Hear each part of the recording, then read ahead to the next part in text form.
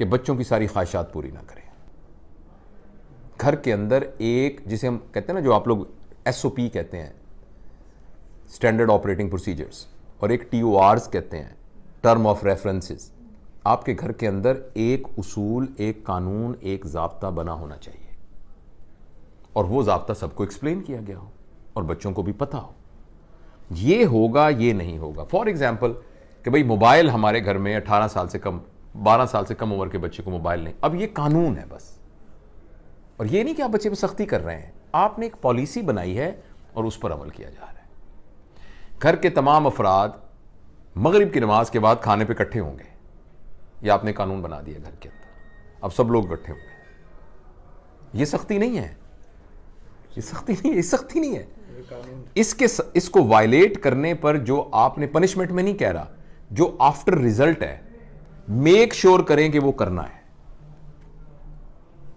बेटा अगर मोबाइल मुझे पता लगा कि इस्तेमाल होना है, मना किया है, तो इस दफा छुट्टियों में, गर्मियों की छुट्टियों में हम कहीं नहीं जा रहे, आप नहीं जाएंगे, हम जाएंगे। जो आपने कानून बनाया है उस कानून को, और कभी भी वालिद खास तौर पर जो बात उस कानून के अंदर रहकर तय कर ली है ना, अब उसको वापस ना ले बिल्कुल। मतलब उसने कहा कि नहीं, अब मैंने ये गाड़ी लेनी है, मैंने तो ये वाली गाड़ी लेनी है, आपने कहा नहीं बेटा इस दफ़ा मेरी तनख्वाह नहीं है, मैं तुम्हें अगली दफ़ा ले दूंगा, लेकिन इस दफ़ा नहीं आपने, और बेटा आप, मुझे उम्मीद है कि आपको समझ में आ रही है मेरे, अब ये नहीं चले दिलवा देना, कोई ले देना, कोई बात नहीं। अगर आपने अपना फैसला ये करके वापस ले लिया, अब ये बच्चा दुनिया का सबसे बड़ा मैनिपुलेटर होगा, सारी जिंदगी झूठ बोलेगा, मैनिपुलेट करेगा आपको। आप 5-6 दफा मैनिपुलेट हो गए ना, अच्छा कोई बात नहीं, हर बच्चों के लिए ही तो करते हैं ना, दे दें, कोई बात नहीं, दिलवा दें। तो वो एक डिसिप्लिन, ये भी एक नॉर्मल के तौर पर अपने बच्चों को सिखाएं, ताकि जब वो दफ्तर में जाएं, किसी ऑफिस में जाएं, तो उनको पता हो कि ये लॉ, ये लाल बत्ती में मैंने रुकना है। रात का 1 बजा यार, कोई भी नहीं आ रहा, तुम अकेले क्यों? उसने कहा नहीं रुकना है, क्योंकि घर से उसको पता है कि जब कानून तोड़ते हैं तो फिर कानून वापस नहीं होता। तो ये जो सबसे बड़ी ख्वाहिश, जिनके पास थोड़े से पैसे होते हैं ना, मेरा तो एक ही बच्चा है, 8 साल बाद पैदा हुआ था, हमारे खानदान में एक ही बेटा है, मैं इसकी सारी ख्वाहिशें पूरी करती हूँ, ये तो इससे बेहतर थप्पड़ मारना शुरू कर दें। तो उसकी सारी ख्वाहिशें ना पूरी करें, उसको कंफर्टेबल करें, मगर उसको पता हो कि कुछ बातें मेरी नहीं मानी जाएंगी। ये तरबियत के तौर पर उसको पता होना चाहिए कि कुछ बातें मेरी। ये तीसरा उसूल मैंने आपसे अर्ज किया। चौथा उसूल ये है कि अपने बच्चों को शुरू से ही खुद मुख्तार कर दें, खुद मुख्तार कर दें। आपका ये बेडरूम बिल्कुल, जब वो बिल्कुल मासूम है वो तो और बात है, उसके बाद से उसको अपने साथ मत सुलाएं।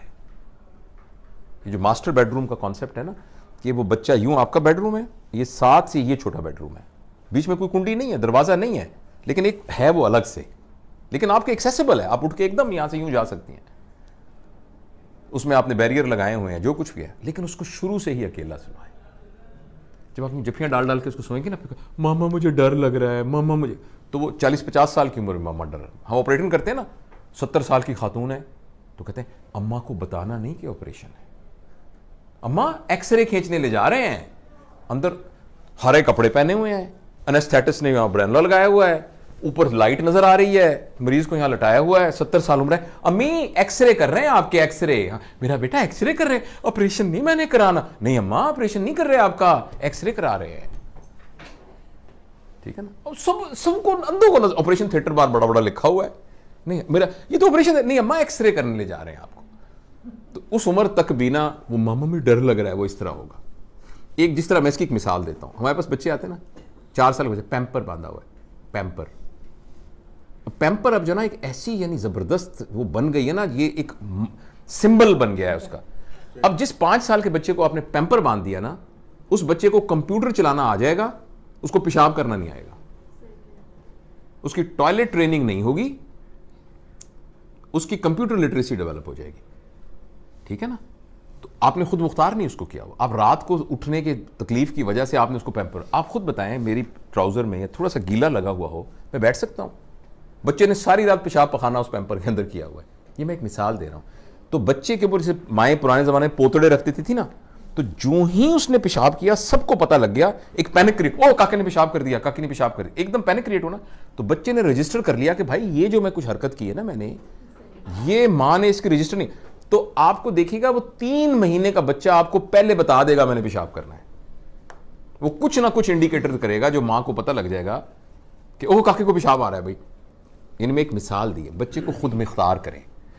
बहुत जल्दी बच्चे को कपड़े इस्त्री करना सिखा दें, बहुत जल्दी बच्चे को कपड़े धोना सिखा दें, बहुत जल्दी बच्चे को कुकिंग, लड़का हो या लड़की हो, उसको कुकिंग सिखा दें, बहुत जल्दी उसको अपनी चादर को तय करना सिखा दें। बहुत जल्दी जब आप सफ़र में जाएं ना, तो आपका एक हैंड बैग है ना, तो उसको एक अलग से हैंड बैग दें, चाहे उसमें उसकी गुड़िया पड़ी हो लेकिन वो बच्ची यहां करके अपना हैंड बैग उठाए, पीछे ना बैग, जो बैग रैक सैक होता है वो पीछे उठाया हो उसने, उसमें कुछ भी नहीं है, गुड़िया है और ऐसे उसने 5 रुपए रखे हुए हैं उसके अंदर, लेकिन उसको ओनरशिप हो कि ये मेरा बैग है। उसको खुद मुख्तार करें। मेरी वालदा जो है, याद है तुम्हें? जी। तो मेरी वालदा जो थी वो बहुत पढ़ी लिखी नहीं थी, लेकिन मैं अपनी वालदा की हमेशा मिसाल देता हूँ। मैं अकेला माँ बाप का बेटा, एक मेरी बहन है बस। तो मेरी माँ और मेरी बहन के साथ भी उन्होंने ये किया कि मुझे नहीं याद कभी उन्होंने मेरे जूते बेटा खुद पॉलिश करने। अभी भी हमारे घर में अल्हम्दुलिल्लाह मुलाजिम है जो